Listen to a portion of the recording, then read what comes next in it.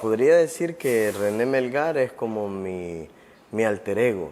Hay días que me doy cuenta que pesa mucho más mi compromiso, mi filosofía, mi visión política y mi necesidad de ser Nacho Melgar, ¿verdad? Eh, a lo largo de estos como 20 años que pueden sonar un camino corto porque solo son 20 años, pero ha sido como un ir y venir y no una búsqueda continua, porque creo que mi encuentro con el cáncer me permitió darme cuenta que no tenía que desperdiciar el tiempo, que desperdiciamos la gran mayoría de creadores en esas mentiras que nos decimos de tengo que tener un estilo, tengo que tener una forma, tengo que convencer a los demás que puedo, tengo que convencerme a mí que puedo. Entonces, el cáncer a mí me enseñó a pintar todos los días. Al final creo que busqué la formación como todos y todas. Intenté estudiar en la universidad, estudié en el CENAR, saqué un par de talleres en otros países, pero digamos que mi verdadera formación es totalmente autodidacta. Entonces, al ser totalmente autodidacta y tener una fijación con la literatura, me ha permitido crear pequeños enlaces con escritos de otros artistas, otras épocas, otros tiempos, acercarme a otros métodos, otros manifiestos plásticos, estéticos.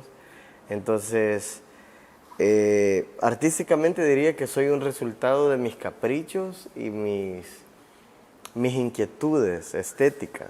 Me veo y me doy cuenta que no pertenezco a un canon específico académico y tampoco pertenezco a un gremio, y si soy más crítico con la plástica de El Salvador, creo que no soy parte de la vanguardia, me considero parte de la retaguardia. Me gusta mucho lo clásico, lo ortodoxo, hablando de lo técnico, ¿verdad? Y al ser un dibujante, siempre he dicho también que no me considero un pintor, realmente me considero un dibujante.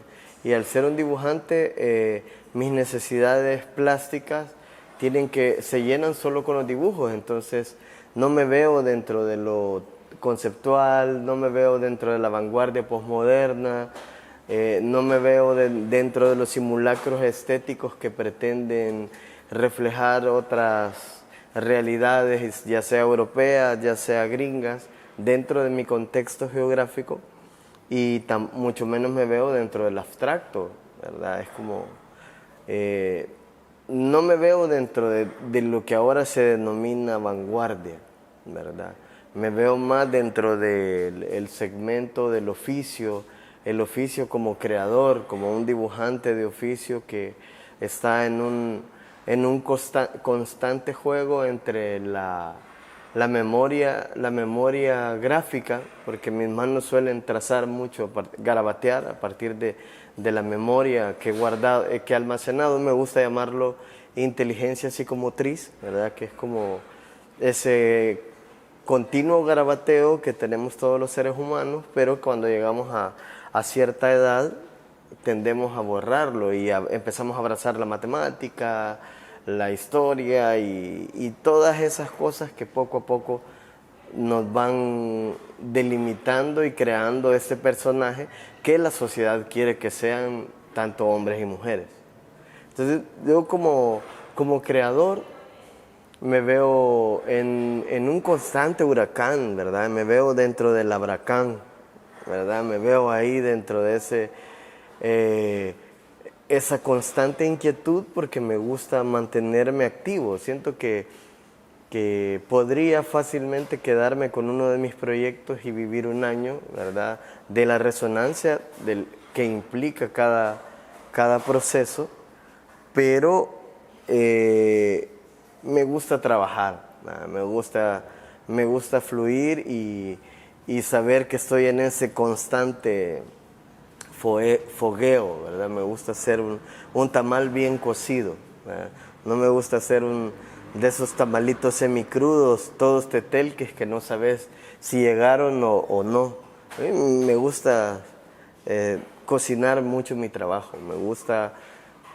mm, mm, diría que mucho de mi trabajo se ha transformado en un lore, en una cosmovisión personal, porque todos mis personajes son sumamente recurrentes y lo son desde el primer cuadro que hice al óleo en el 2021. Me acuerdo que mi primer cuadro al óleo lo pinté en el 2021 y era una serie de historiantes frente a una iglesia. Entonces, podría decir que esas inquietudes por la tradición oral, por la memoria histórica, por el enfoque que a simple vista podríamos denominar folclórico, ¿verdad?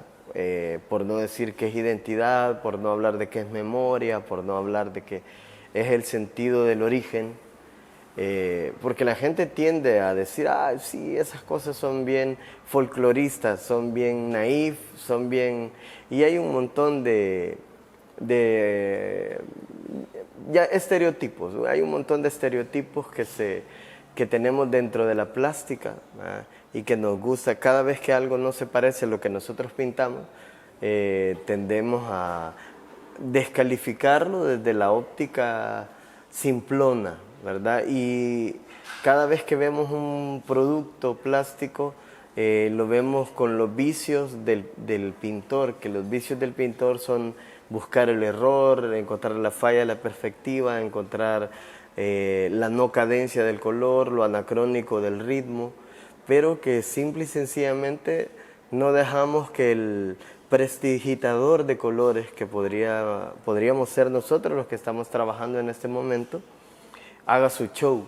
Somos ese espectador maleducado que no deja que la puesta en escena se traduzca, que este viaje chamánico en el que está involucrado el creador al momento de construir una obra se produzca. No se quiere sorprender. Venimos con el escudo de la pseudociencia y el escudo de la inteligencia y el escudo de la técnica, dispuestos a cortarle la cabeza a lo que el otro creador, hombre o mujer, está creando. Somos conquistadores, somos españoles por naturaleza. Queremos conquistar, destruir e imponernos, ¿verdad? Para crear una nueva lengua, una falacia estética y decir que esa es nuestra verdad plástica. Ya hablé. En mi cerebro se veía bien vergona, ahorita me imagino que sonó a estupidez, pero amén por eso. Yo diría que la columna vertebral de mi obra es el dibujo, ¿verdad? La semilla, el germen primordial dentro de mi trabajo es el dibujo y lo que me gusta mucho del dibujo es que lo puedo transmutar en diferentes formas. O sea, si fuera un grano de maíz, puedo hacer un tamal, puedo hacer atol, puedo hacer demasiadas variantes y me gusta descubrir nuevas formas de dibujar, nuevas formas de sintetizar mis inquietudes, porque al final es como mis inquietudes casi siempre tienen que ver con la memoria, como te dije antes, con la identidad, con la búsqueda, ¿verdad? Ese sentido de llegar al origen a través de mi obra. Siempre he cuestionado que como salvadoreños, tanto hombres y mujeres, vivimos en una negación continua de nuestra identidad, en una amnesia autoimplantada, una amnesia autoimplantada. Entonces sí creo que el dibujo me sirve para abordar todas las inquietudes que tengo. Ahora estoy en una etapa en la que se vuelve muy disruptiva, en la que mi trabajo se desplaza y empieza a enfrentarse a hacer un retrato de la sociedad desde la óptica de mi pensamiento político, desde la migración, desde los feminicidios y todos estos acontecimientos que nos hacen ser. Entonces, como te decía antes, sí creo que el dibujo es mi columna vertebral, ¿verdad? Entonces, y puedo transmutarlo, puedo jugar con el dibujo de diferentes formas, desde el dibujo abstracto, desde el garabateo, desde lo figurativo, lo clásico. Entonces, me gusta mucho eso de no fijarme no tener, ¿cómo decirlo?, una fórmula predeterminada de respuesta, porque si no fuera muy científico, pues si fuera, es como decir 2 más 2 es 4. Entonces creo que la mayoría de artistas, cuando ya llegamos a ese espacio en el que ya no nos gusta o no tenemos el interés de construir cosas diferentes a las que ya estamos acostumbrados y que ya conocemos, ¿verdad?, es cuando como que empezamos a cagarla, ¿verdad? Entonces, sí, creo que hay no una eterna búsqueda, porque no creo que se trate de andar buscando, sino que se trata más de disfrutar las posibilidades que te puede dar un punto o una consecuencia de puntos, que ya estamos hablando de una línea curva, cómo se encuentran una línea sobre otra, y ya estamos creando claro-oscuro, cómo responde la misma línea a la profundidad, cómo responde la fuerza que le deja un lápiz a un pincel. Entonces, para mí el dibujo es y seguirá siendo como el esqueleto de un buen cuadro. Entonces, todo mi trabajo siempre ha sido una concatenación de gráfica, ¿verdad? Pues, por muy abstracto, en las temporadas en que hice cosas bien abstractas, semivitrales, eran grandes dibujos, ¿verdad? Lo único que hacía era entablar planos con color, pero para mí lo importante es la línea, pues, la línea como tal, esa belleza, alguien escribió sobre todo lo que cabe dentro de un lápiz, así como diría Guille, ¿verdad?, cuando lo descubrieron dibujando. Es que bonito todo lo que hay dentro de un lápiz. O sea, entonces creo que ese es como uno de mis paradigmas fundamentales, o es como la piedra esencial en la que está construida mi obra, es en el dibujo.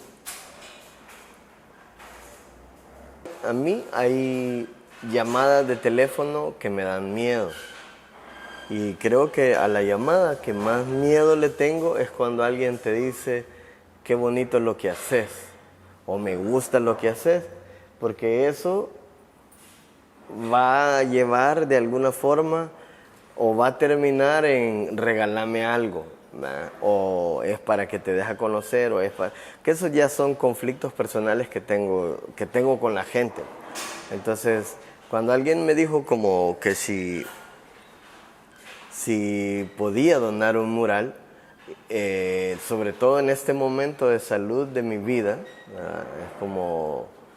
creo que valoré demasiadas cosas dentro de mi cabeza. He estado en un silencio absoluto dentro de las redes sociales, dentro de muchas cosas, pero he estado en un ostracismo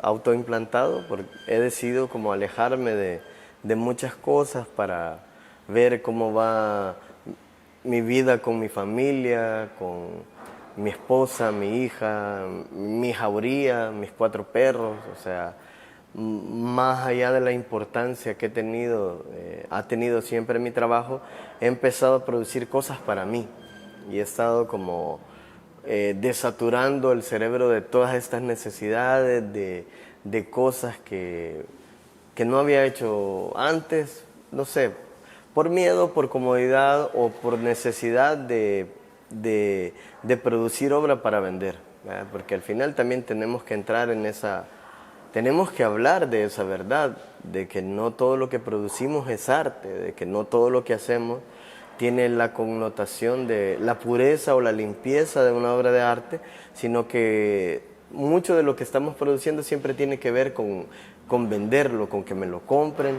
Y cuando ya el valor económico de algo entra dentro de lo que vos estás produciendo, creo que pierde un poquito el detonante de ser una obra de arte. Entonces me había encerrado en hacer mis cosas. Pero cuando me dijeron que si donaba un mural, hice ahí un par de bocetos que venían trabajando ya. Y de pronto tuvimos que cambiar la pared. El primer día cuando yo llegué y vi que estaban dos personas trabajando en la parte de arriba, poniendo la base oscura, yo no conocía a Renacho y les dije, ustedes son los que van a pintar el mural. Sí, ya me dijeron. Le digo, nada, quiero decirles que a mí esta pared me gusta mucho. Porque es una pared muy grandota, muy amplia y me gusta. Así es que espero que lo que ustedes vayan a hacer, pues me guste también. Yo supongo que a Renacho no le agradó mucho mi comentario, pero bueno, sí, la pared me parecía muy bonita, una pared muy grande que aunque era lisa, plana, pues no, y no decía más, pues me parecía que se veía bonita como estaba. Pero vuelvo a decir, yo que he estado siguiendo diario todo el proceso creativo de Renacho y que he visto cómo ha ido incorporando cada uno de los personajes, cada uno de los elementos, porque aquí combina como la unión de la cultura prehispánica que nos une y que nos asemeja, que nos hermana de los mexicanos y de los salvadoreños, que al final de cuentas somos la misma raza con orígenes parecidos, semejantes, y que pues por circunstancias diversas nos hemos dividido en países, pero somos la misma raza. Entonces aquí hay varios elementos que se pueden encontrar en las tradiciones, la cultura prehispánica mexicana y la cultura prehispánica salvadoreña. Me encanta además el colorido. El manejo que tiene Renacho del color me encanta, me parece un mural muy alegre, con mucha vida, con mucho color. Entonces, bueno, estoy verdaderamente impresionada y contenta de que tengamos en la embajada este mural que va a quedar como testimonio y que, bueno, yo creo que pasarán los años y espero que continúe así de bonito. O sea, fue como, ya no era para la pared que estaba diseñado mi boceto, así que optamos por esta, que ha sido un resultado bien lindo, pero como ya te dije antes, mi proceso es bien coral, ¿verdad? Este mural también ha sido un resultado bien coral, y cuando te digo coral o anacrónico es porque lo he ido construyendo, es como el colofón de un poema. Es toda esta colección de cosas que ha venido abordando o he venido abordando con mi obra plástica alrededor de 12, 13 años. Entonces, este es como ese final, ¿verdad? Espero que no sea el final de mi vida, pero sí es ese final de una temática, o de pronto puede ser el inicio, porque puede ser mi bactún gráfico, ¿entendés? Porque de pronto la belleza o lo enigmático que hay, la carga religiosa, política, identitaria que tiene el icono central de este mural, me exige producir una nueva serie con estas dimensiones, con ese formato así gigante, semi-monolítico, ¿verdad? Megalítico, perdón por el error, pero sí, más megalítico, y empezar a abrazar la magia, la cosmovisión, sin caer en una estructura preconcebida, que creo que es lo que más me gusta del mural, porque se ha ido formando ahí, se ha ido construyendo, he ido borrando, he ido quitando, lo he ido cocinando. Al final he ido a esa idea tan simple de irlo probando. Esto me gusta, esto no me gusta, esto le da fuerza, esto le quita.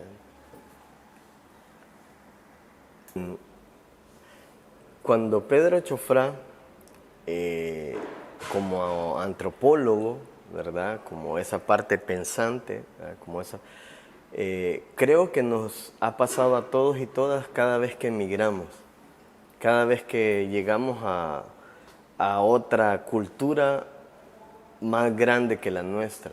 Creo que nos ha surgido o nace, es ese momento en la que llegas a una disyuntiva en la que decís, es que en mi país no hay nada, ¿ya? Y cometemos el error de empezar a enfrentar lo poco que no tenemos, y ahí quiero hacer un corte sumamente real, porque creemos que tenemos, ¿verdad? Porque ahí implica un gran aspecto de ignorancia de tu país, de ignorancia de tus pueblos, de ignorancia de tus raíces, de ignorancia de tu literatura, ignorancia de tu música, de tu hip hop, de tus pandillas, de tu gueto, de tu situación económica. Y ahí empieza la ignorancia porque empezás a comparar a las otras cosas. ¿Cuánta gente no tenés aquí que disfruta ver Narcos, Peaky Blinders? Pero cuando le decís, y la MS no es lo mismo, o sea, no, solo cambiamos el término, pero estás hablando de la misma situación geopolítica, geoeconómica y filosófica. Entonces, ese desprenderse y autodecir, es que en mi país no hay nada, depende mucho de la ignorancia, del no conocer. O sea, no es culpa del país que vos no conozcas. O sea, simple y sencillamente estás más preocupado por ser otaku y ver cosas en Japón, más preocupado por el K-pop y ver cosas de Corea, más preocupado por todo lo que sucede en la USA, por todo lo que pasa en Europa, por ser hincha del fútbol. Y estás más preocupado por la transculturación que te da el mismo sistema globalizado en el que vivimos, que poco a poco te vas alejando de reconocer, porque ya ni siquiera se trata de conocer, sino que de reconocer lo que pasa aquí. Entonces regreso a lo que te decía. Cuando estás frente a una cultura madre más grande y ves que allá está un Dios, aunque sea un Dios de Colombia, aunque sea un Dios de Ecuador, aunque sea un Dios de Japón, aunque sea un Dios de China, empezás a decir, bueno, ¿y yo qué tengo? ¿Cuáles son mis héroes y heroínas? ¿Cuáles son mis abuelos y mis abuelas? Cuando empezás a ver ese amor a la identidad, que aunque nos duele sentirlo, porque a veces raya el nacionalismo, esa identidad que tiene México, ¿verdad? Ese amor por su razón de ser, ese conocimiento de sus variantes. Entonces, me imagino a Pedro Chofrá en ese momento, como lingüista y como poeta, encontrando similitudes en el habla náhuatl, ¿verdad? Y él todavía, recuerdo que lo hace con ATL, no soy sumamente letrado en el náhuatl, así que podría estar diciendo estupideces desde lo neófito que soy, ¿verdad?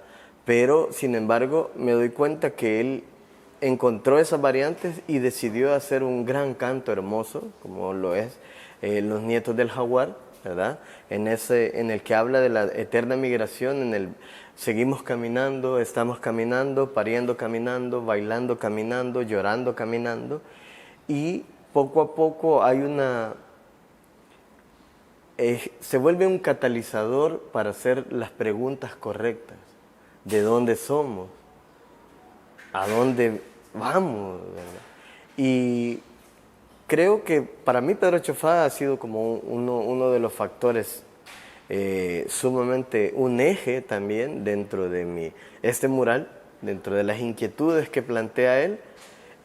No estoy diciendo, porque alguien me dijo que era como una estafeta que estaba pasando, y le digo yo, no, al contrario, también quiero ser un catalizador de preguntas, porque no estoy haciendo un mural para darle la respuesta a nadie, porque ya basta de esa actitud paternalista o maternalista de que todos creemos que descubrimos algo y de que tenemos la verdad absoluta. Yo estoy pintando este mural como mi verdad, esperando que todos los creadores de este país, hombres o mujeres, y hagan lo que hagan, también escriban su verdad. Solo así vamos a encontrar una verdad completa. Si no, seguimos vendiéndonos simulacros de las verdades a pedacitos y queriéndoles imponer nuestra verdad en el pensamiento a los demás, ¿verdad? Entonces, para mí este mural es como un punto de encuentro. Creo que lo más complejo de hablar de nuestra identidad y luego dar ese salto a hablar de la hermandad de dos culturas que se encuentran, o de dos razas, es como caer en los clichés. Ese cliché de la cultura madre, de la cultura padre, de la cultura hija, entonces, y empezamos a vernos con deudas, ¿verdad? Como yo te debo porque esa es la cultura madre, o le debo a la madre y le debo al padre. Seguimos viendo nuestra historia así como hemos construido nuestros lazos familiares. Cuando en vez de que sea tan complejo, es tan sencillo como decir, y si nos vemos como hermanos y hermanas, ¿verdad? Y si nos vemos como que hemos compartido esa placenta de la madre tierra, ¿verdad? Si nos vemos como que hemos sido fortalecidos y hemos sido estimulados y hemos bebido de la misma agua y nos hemos bañado con la misma lluvia y seguimos viendo las mismas estrellas y si sigo haciendo ahí superlativos, no voy a terminar. Pero sí creo que hemos compartido, hemos sufrido, como diría Galeano, los mismos colores, los mismos sabores, los mismos dolores. Entonces, el mural es eso, es como un llamado para encontrarnos, para empezar a generar diálogos. Es tan difícil ahora, a pesar de toda la modernidad, entablar un diálogo con alguien en el que no sienta que estamos peleando y que tenemos que entrar en la lucha. O sea, ya cuando hablar siempre ha sido para nuestras culturas tan necesario. Sentarnos alrededor del fuego y contar historias. Antes eran mamut, luego, y poco a poco han ido cambiando. Entonces, creo que necesitamos salir de la luz de la pantalla del teléfono y tomarnos un café y hablar de cómo somos chamanes urbanos. Estoy tratando de centralizar. La última vez que viniste no estaba la corona de cempasúchil, como ahora está la corona. Entonces, aún no encuentro, ese sería el término, aún no decido si darle más presencia al peyote o a los hongos alucinógenos en la parte donde está la xochipilli. Aún no decido, porque también es como dentro de la semántica, el venado también es el peyote. O sea, mucho de la terminología utilizada alrededor del peyote tiene que ver no solo con el término mezcalito, ¿verdad?, que suele utilizarse mucho, y a partir de Castaneda, ¿verdad?, que fue el primer antropólogo en teorizar la lógica del peyote, y luego tenemos esta ola de New Age, ¿verdad?, que se empezaron a abrazar las plantas psicotrópicas más por divertimento que por la idea de abrir puertas mágicas y acercarte a estos seres. Entonces aún no he encontrado la forma de no sentir que me estoy transformando que mi imagen sea tan religiosamente educativa, ¿verdad? Porque pareciera que estoy agarrándole la mano a alguien y diciéndoles aquí, cuando no estoy dando no estoy abriendo un camino, no estoy haciendo un recorrido histórico. Si ustedes se fijan, a la entrada de la embajada por las escaleras hay un precioso mural de Fernando Yort que representa a Quetzalcóatl, la serpiente emplumada. Entonces, como que esa serpiente que acompaña a lo largo de todas las escaleras, al llegar aquí de pronto irrumpe con el mural que sería como la continuación de, de ese Quetzalcóatl de Fernando George. Yo comentaba que además este mural, a pesar de ser una pared, no es algo estático, no es algo plano, sino que tiene y nos dice muchas cosas. Porque si bien la pared que estaba antes era una pared bonita, pues era una pared que no decía nada.